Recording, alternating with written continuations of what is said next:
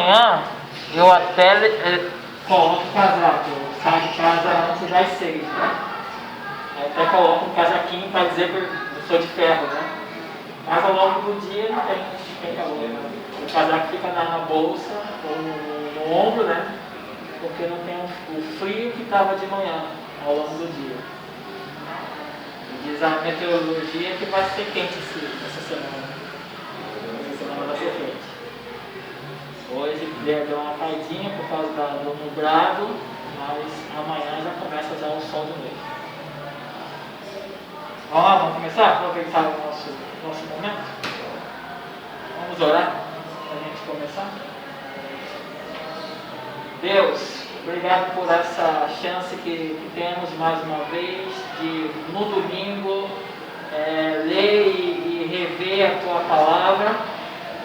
A educação que nós recebemos dela é para a nossa vida toda. Por isso, nós queremos agradecer ao Senhor pela oportunidade de ter acesso à Tua Palavra, aprender dela, e que no nosso coração, na nossa vida, na nossa mente, haja encontro dela. Em nome de Cristo Jesus, abençoe mais uma vez a Escola Bíblica da Igreja Batista na Praia de Ramos, professores, alunos, e todos quanto estarão recebendo através da internet essa comunicação. Em nome de Cristo Jesus, amém. Hoje a lição é a lição 4. Orando com os salmos. Olha, amém? A lição 4. Dentro desse estudo de hoje, a gente vai ver alguns detalhes e algumas situações pelo qual em muitas das vezes a gente se encontra, né?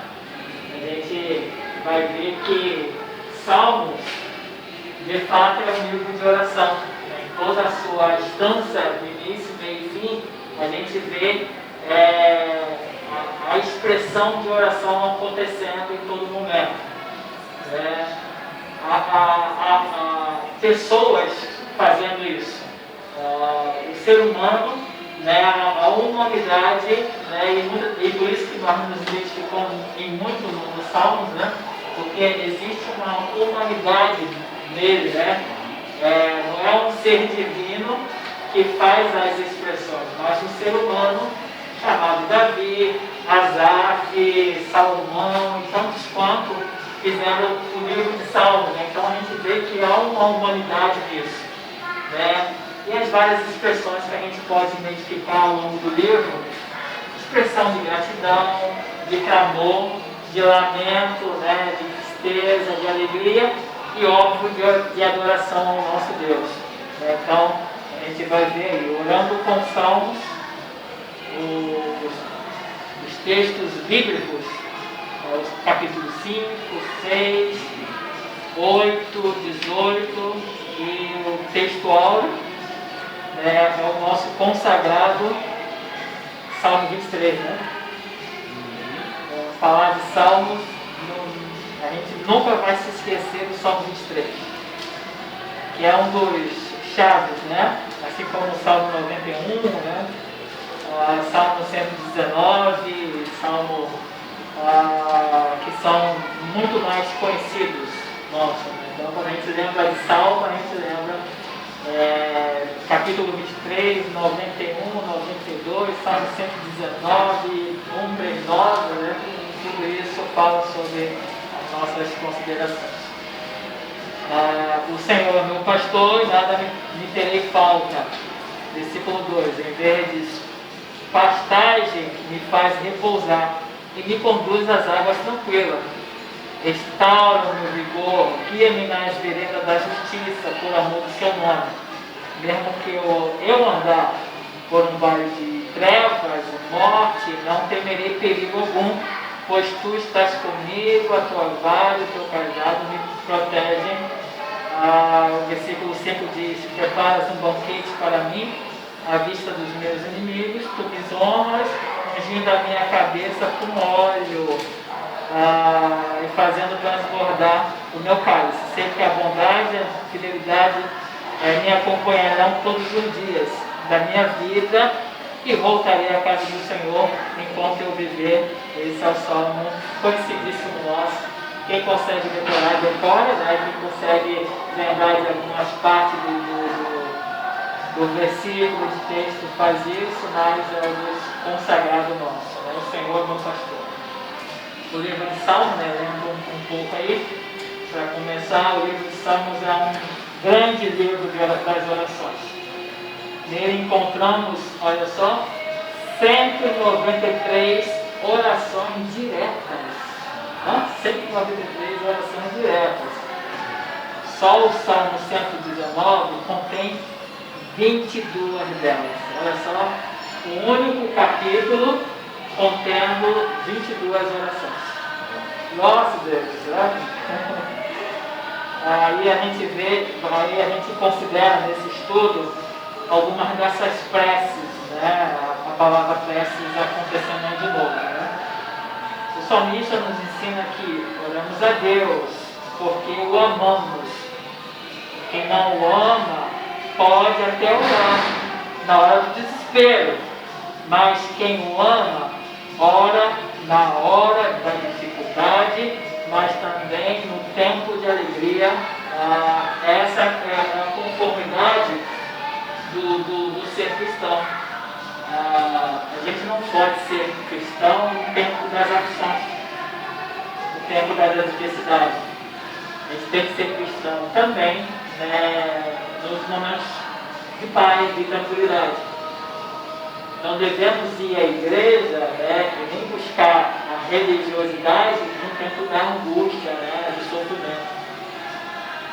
A gente não pode vir aqui, resolver o problema e acabou. Não deve ser essa prática, né, esse ideal. O ideal é uma continuidade.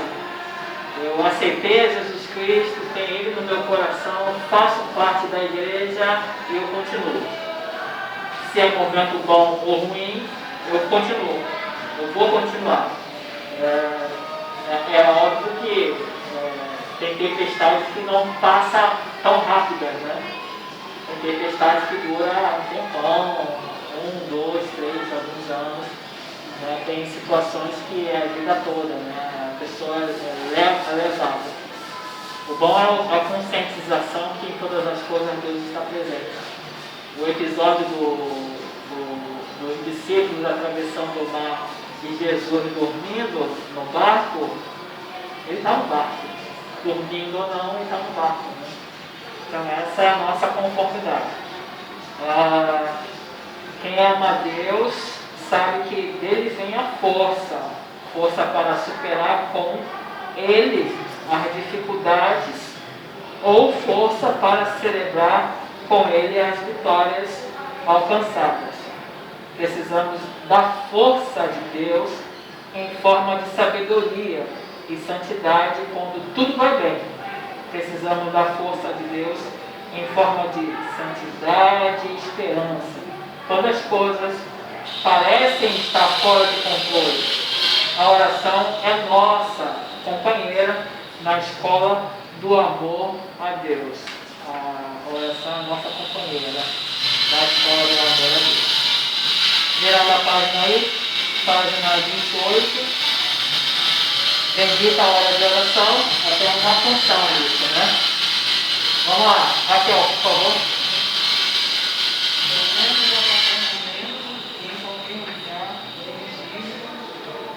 Dirigir nossas orações a Deus, certos de que Ele nos ouve.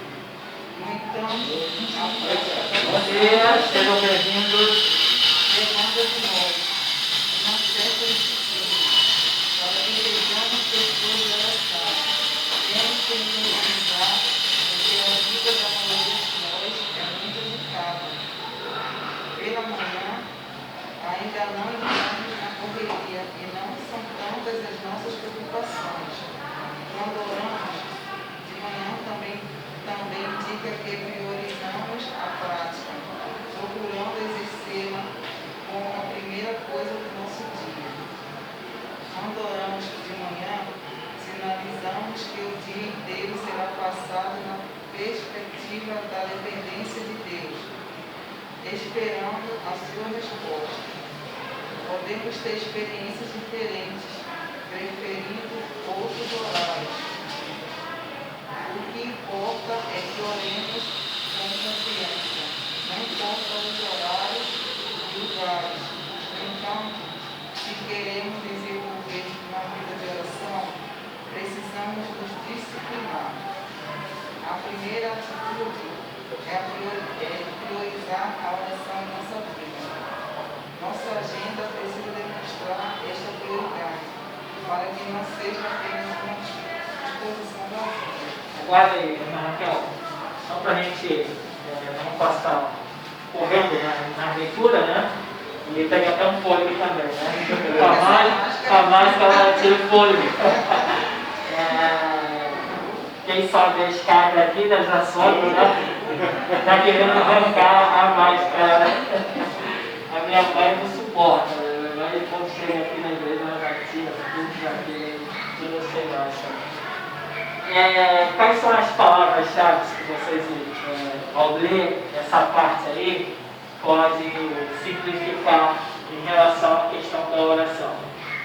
O que vocês acham aí que são palavras-chave nesse contexto e conformidade, né, da oração do crente, do servo de Deus, daquele que tem compromisso com Deus? Eu acho que esse parágrafo aqui da oração é priorizada pela manhã. Ok.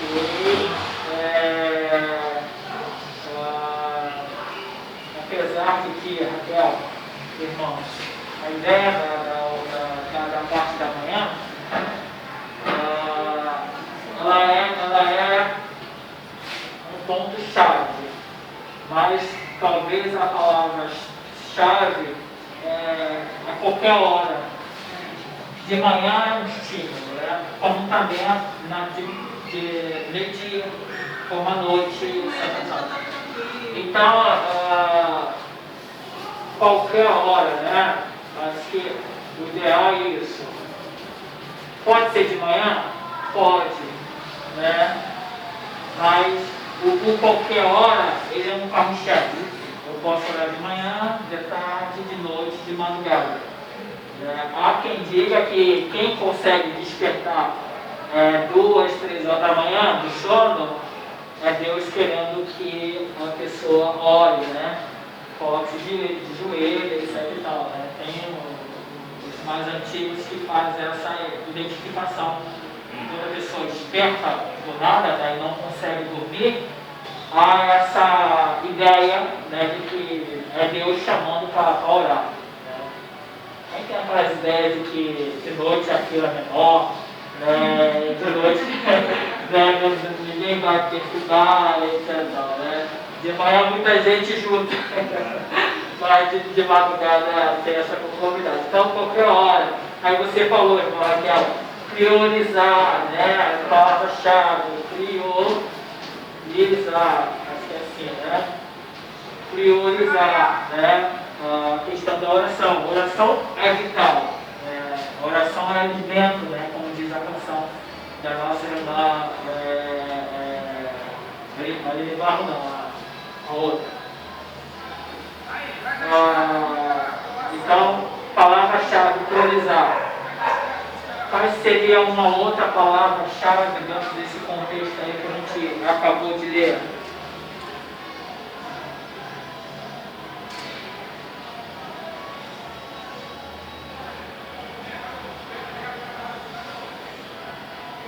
Vocês poderiam mais sintetizar aí dentro dessa leitura? Tem algumas propostas contidas aí nessa leitura aí, que a gente pode identificar como perspectiva, né?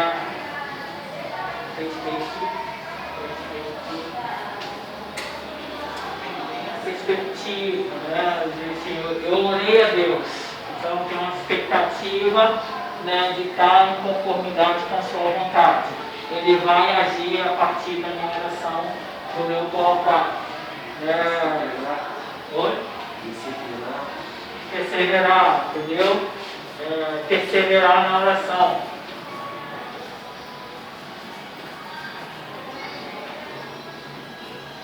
perseverar na oração, né? Essa questão, eu orei, vou orar de novo, vou continuar orando, né? Para a glória de Deus, né? Porque a gente reconhece Deus quando a gente ora, e também para manutenção da minha diária com Deus, né? Eu estou em contato com Deus, estou fazendo isso. Uma das coisas legais, ó, disciplina. Disciplina, né?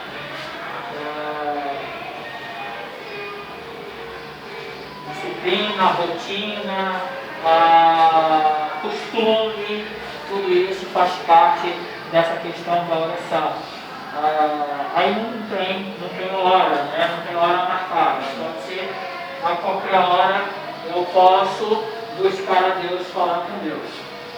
Andando, no ônibus, né?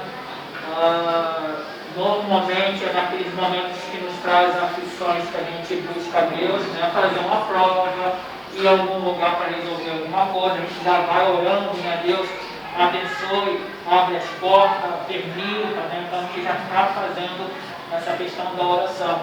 Então isso faz parte da gente e isso deve valer a pena, né? E é fato que a gente fica muito sensibilizado quando a gente ora, né? A gente fica na dependência de Deus, né? Não há condições enormes de ganhar uma guerra sem essa fragilidade de que quem é maior do que eu é o próprio Deus. Não é da nossa força que conseguimos, né? Então quando eu oro, eu digo para Deus, eu sou fraco, limitado, sou frágil, então eu não consigo vencer sem o Senhor na minha frente, né? Aí a questão da humildade, não há arrogância nisso tudo.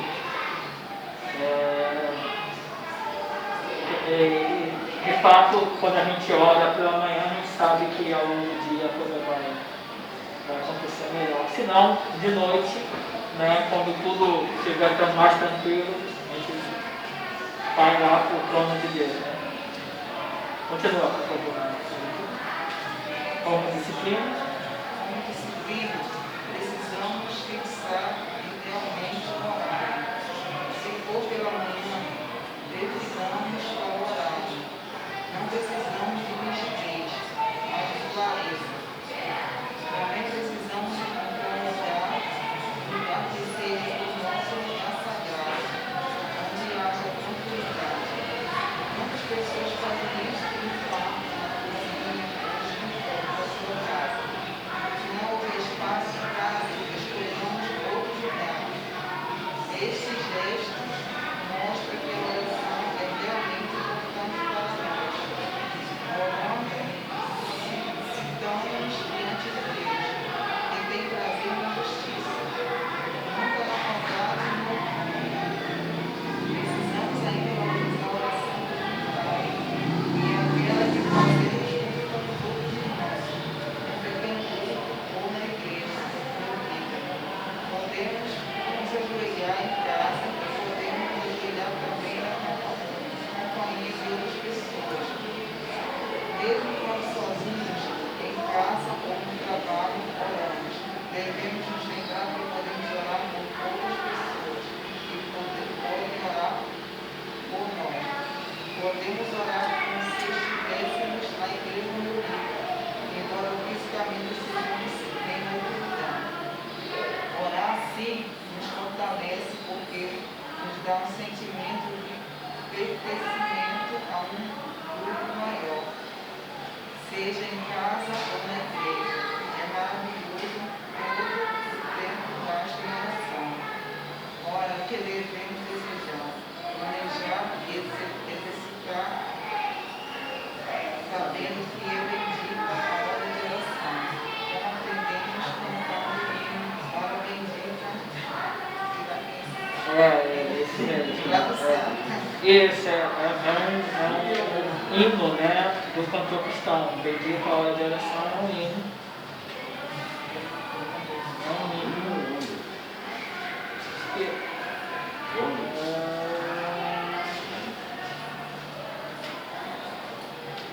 Eu vi ali algum lugar um hino.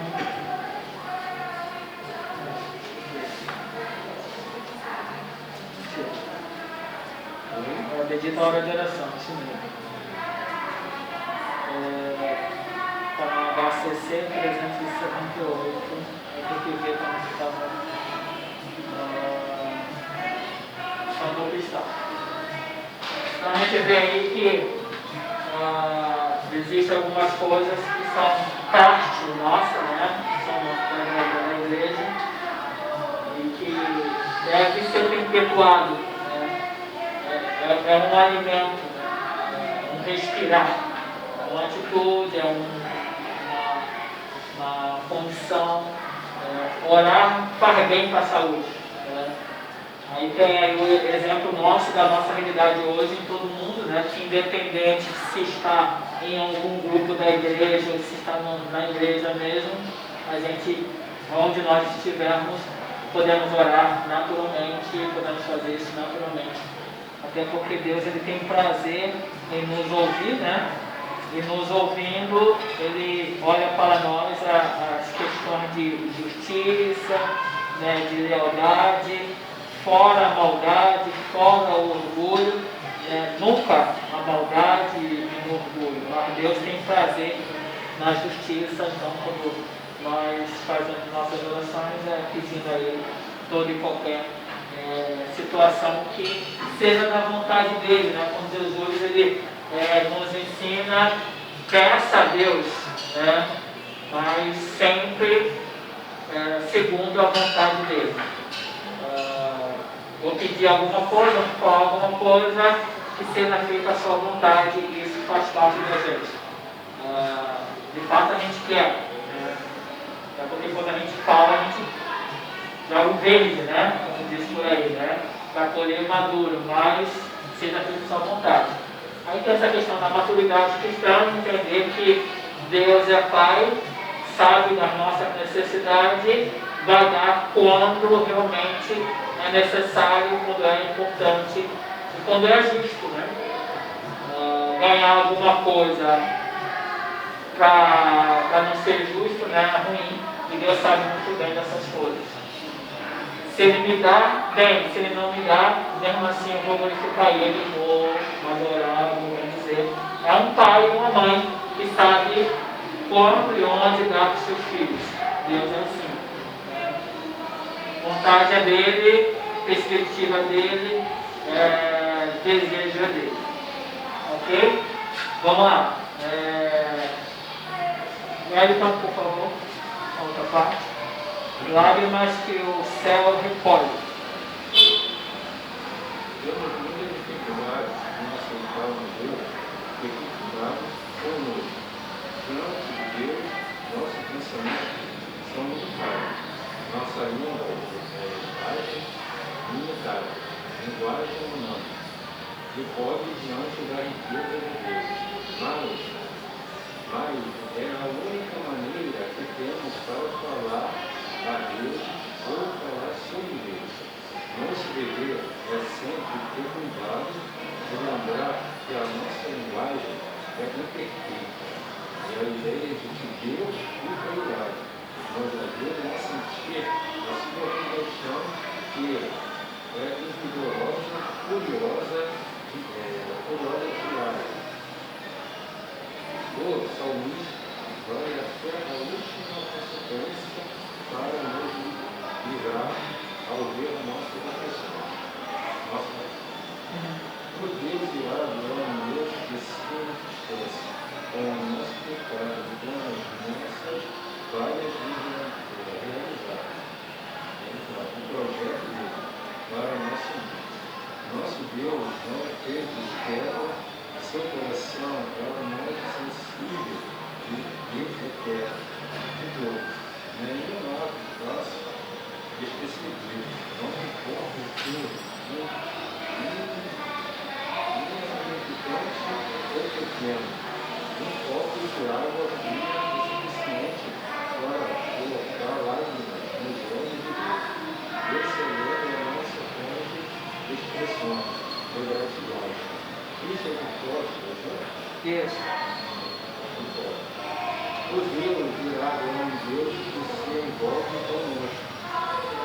O Deus irado é o Deus que tem todo o poder do mundo. E Deus lá, mas não se talvez.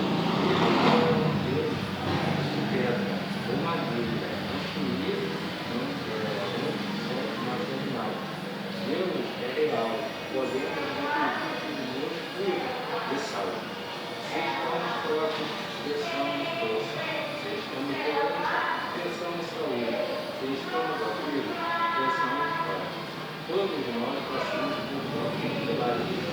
Mesmo que estejamos cansados de chorar, tanto os nossos sofrimentos, continuamos chorando dentro do tudo que Deus nos pode dar. Não porque merecemos, mas confiantes no amor dele para conosco. Deus nos socorreu no passado. Nós sabemos por experiência própria. Deus nos socorreu ainda hoje. Ou no futuro. Nós receberemos por experiência própria. Amém? Como escreveu, Isso. Pode passar.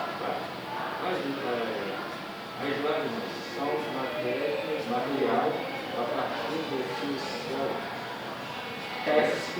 seu lar. Mas, dentro dessa leitura aí, do prefeito, quais são as nossas particularidades? Nossa qualidade do ser humano, né? Como que nós somos de fato, né? Que a nossa própria realidade diz sobre o ser humano, o que o ser humano é. Vamos lá. Quais são as características do ser humano?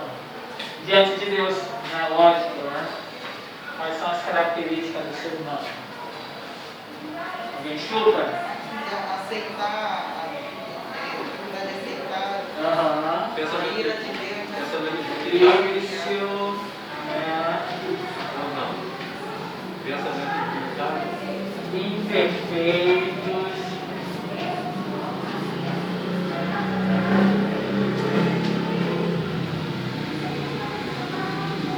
limitados, mas o que? Pode extrair de nós mesmos. Linguagem perfeita ou não? Oi? Linguagem perfeita. Imperfeito, né? Imperfeito, mente imperfeita, cabeça imperfeita, né?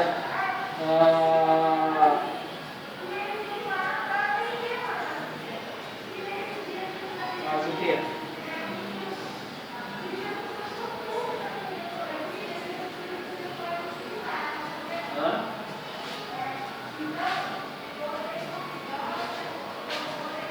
Pequenos, paguei.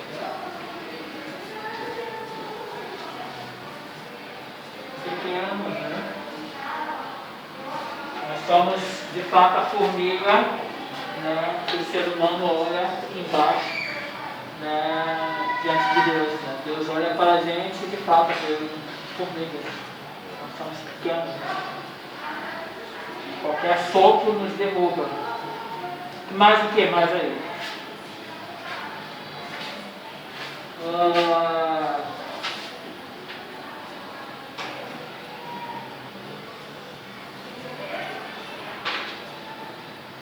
Qual é o título aí do cabeçalho? Lágrimas de função reforma. Então nós somos o quê? Show.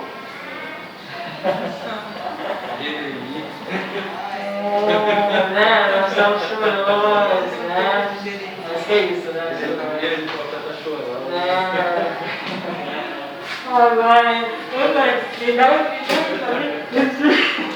Não tem aquele guerreiro em alguns momentos falsos, né, da criança, né? A gente também é assim, para com Deus, né? A gente também somos chorões, né? Nós fazemos isso e somos assim. Mas com tudo isso, né, com todas essas imperfeições aqui, e mesmo sendo um Deus irado, né, como diz aí o autor do livro, né? O que Deus faz? Hã?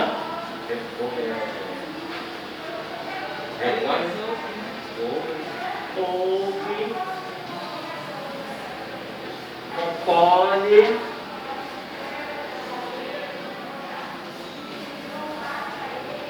né?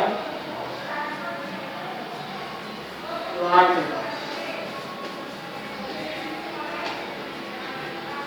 feições, lamentações, choro, dores, né? Mesmo nós sendo tudo isso aqui, aí vem o reconhecimento de um Salvador, né? Que nós não temos nenhuma condição de ser salvo, né? Mas quando nós identificamos que nós somos isso aqui, né? Nós transportando nossa fragilidade para alguém que pode nos segurar, né? Então, quando oramos, falamos com Deus, nós estamos dizendo, ó, não tem condição nenhuma, não tem estrutura nenhuma.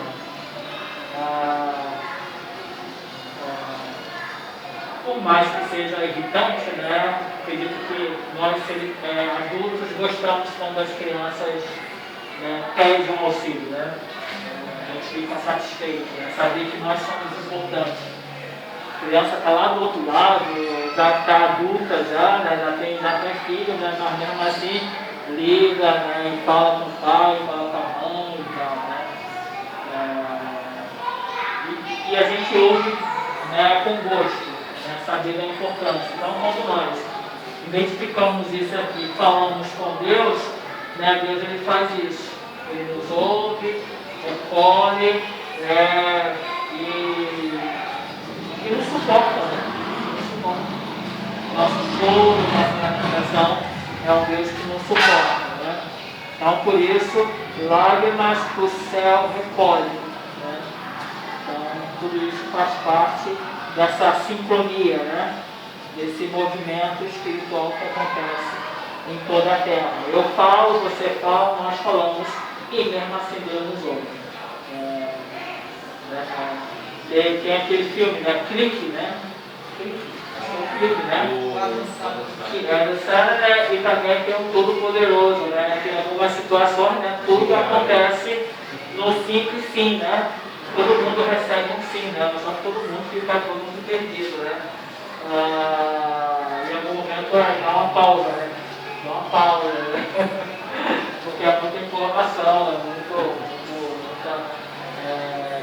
muita coisa para a cabeça.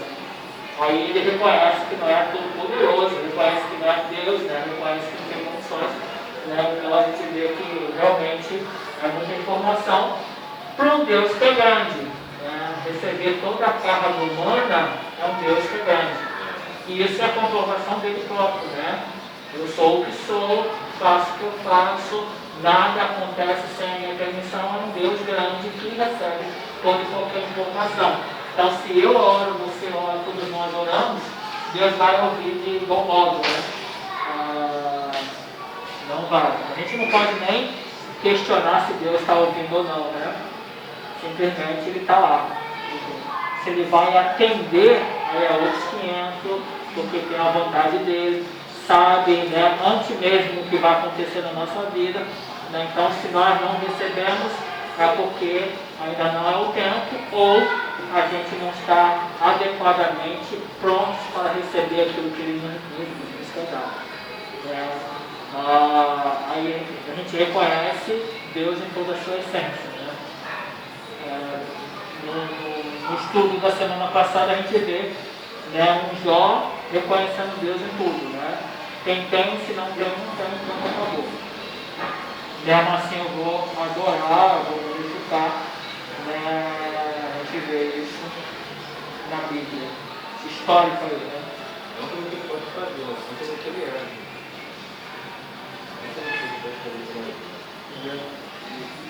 Isso é um desafio. Adorar a Deus por aquilo que Ele é. Não o fato dele ter morrido lá na cruz, né? Isso aí é porque real, A gente até porque o testemunho de Deus é um Deus que dá. Deus que dá de mão beijada, né? O coração é o alvo de Deus, né? Mas mesmo assim ele dá. O sol e a chuva que nasce, né? Nasce para os bons e os maus. Os crentes e os não crentes, né? Então é um Deus que dá, liberalmente. Se alguém reconhece isso, é como positivo. Mas o maior desafio é a gente identificar Deus, adorar Ele como Ele é. Não porque Ele nos abençoa, nos dá alguma coisa. Então é um desafio. Porque a ideia é do sanguessuga, né? Me dá, né? Não tem limite. Só quer receber, né? O sanguessuga. A ideia é que a gente não seja sanguessuga. Seja dentro da nossa realidade. Se eu quero, eu preciso, né? Se eu estou pedindo é porque eu preciso. Se eu não preciso, eu não vou pedir, né? Eu não vou ser acumulador de bênçãos, né? Ter 300 bênçãos se eu não vou receber, se eu não vou praticar nenhuma. Então, eu preciso de uma casa, então isso eu peço. Preciso disso, eu peço. Mas o acumulador pede, recebe. Já espernia, né? Se não receber, né? Espernia. Aí o pai e a mãe vão lá, dá umas porradas nas pernas para sossegar o pasto, né? Também que o maior bem está no céu, não está aqui, né? Jesus veio falar isso, né? Exatamente. Acumular tesouro no céu onde nada acontece. Agora aqui na terra. Então a gente tem esse desafio.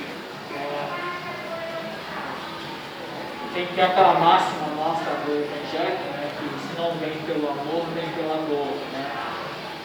Não deve ser 100% assim, né? Ir à igreja pela dor.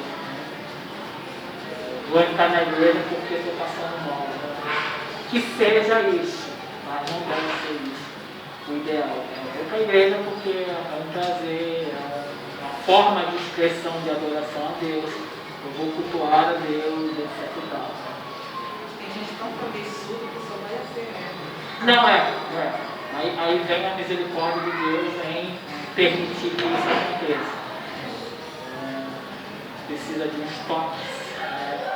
Precisa de algumas situações.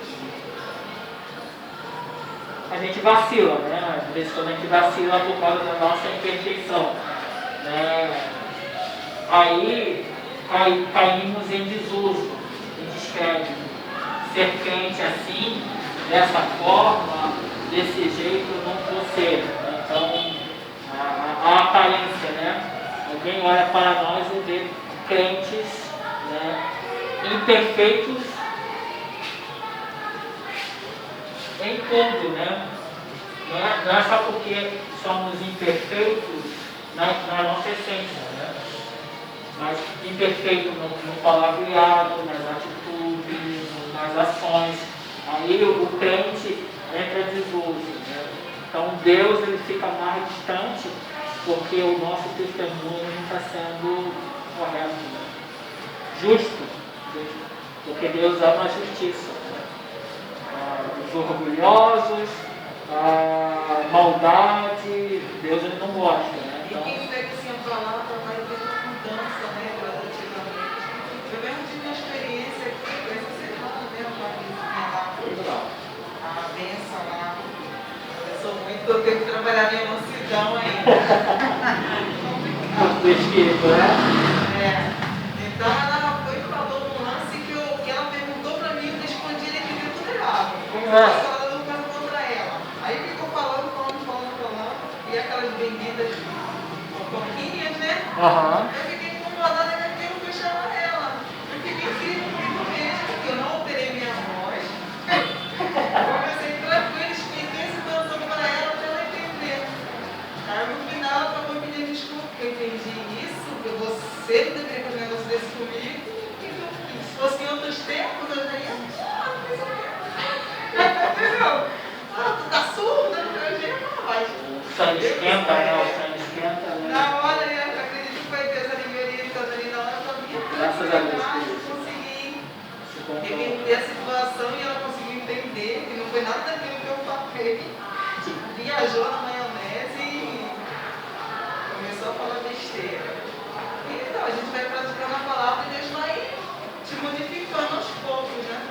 Salmo 139, né, fala sobre essa questão de sonda-me, ó Deus, né, e conhece os meus intentos, vai ter em mim, papapá, né, então, nós não devemos levar a imperfeição como um pretexto para praticar coisas, né?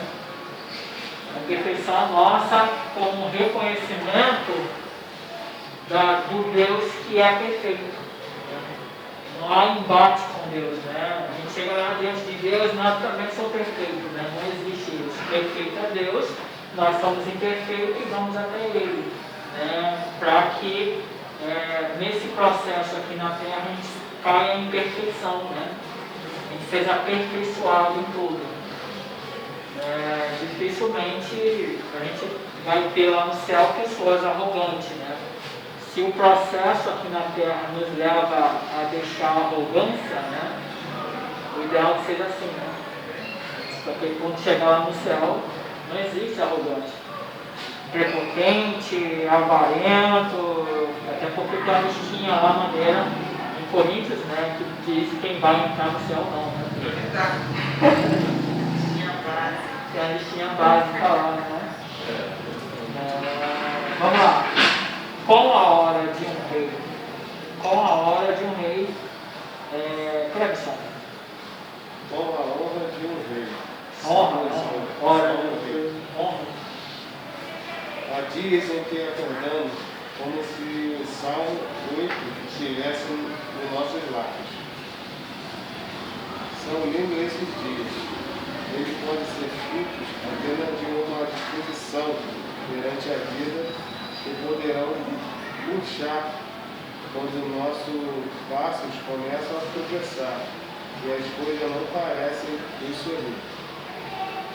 Quando nossos louvores vêm de uma percepção de quem Deus é e faz, continuaremos louvando mesmo que as coisas não estejam como desejamos. O conhecimento de Deus dá um sentido pleno à nossa vida. Ele vê Deus em ação na natureza. Ele vê o amor de Deus expresso nas canções das crianças. Ele vê o poder de Deus nos astros celestes. Ele vê graça de Deus na criação do ser humano. Ele vê o cuidado de Deus nas grandes coisas. O salmista vê o mundo como Deus vê, presente nas mínimas coisas. Uma poetisa brasileira escreveu que é preciso fé até para cortar as unhas. E depois comentou que sem fé não se corta unhas, não se toma banho e não se peleja. No piquenique dificultoso da vida há muitas belezas e alegria. O caminho é áspero e perigoso, com pousadas incríveis, a velha prata. Quando fala da maravilhosa criação do ser humano, homem, o salmista exalta a Deus como fariam os apóstolos em suas exaltações. Em 1 Timóteo 1:17 e 1 Timóteo 6:15 e 16. Para chegar ao céu, nossos louvores devem ser puros, sem interesse em receber algo em troca. Louvor é entregar como uma criança que se joga do alto para os braços do Pai, sabendo que é amada. Nosso louvor precisa vir da confiança em Deus, como poderoso para fazê-lo e amoroso quando faz. Louvamos a Deus quando estamos cheios de certeza de que somos seus filhos amados. Ele nos amou quando nos criou. Ele nos amou quando providenciou a cruz, onde nossos pecados foram perdoados, por intermédio de Jesus Cristo. Nossas palavras de exaltação a Deus devem nos animar a usar o poder de Deus, nos levou na criação, quando nos confiou a tarefa de cuidar da terra, incluída a diversidade de animais. Não somos reis para explorar a terra, mas somos reis para protegê-la. Salmo 8 deve estar continuamente em nossos lábios.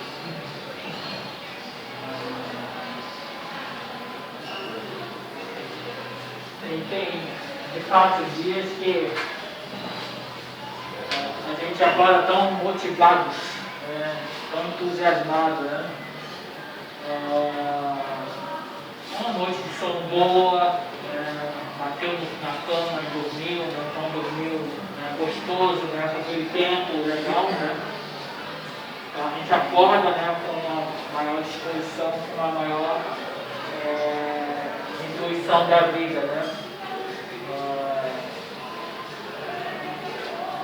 E a gente se encontra nos livros mais belos da Bíblia, né? Acho que a gente não deve só imaginar que a gente está andando pelo vale da sombra da morte, né? Em todos os sentidos da vida, né? A gente também tem que ter perspectiva de que amanhã vai ser melhor, né? E levantar melhor para nos dar um upgrade para o nosso dia a dia. Deus ele nos concede esse legado, como foi lido aí, um legado da vida. Nós temos o próprio ser humano por si só, foi feito em perfeição.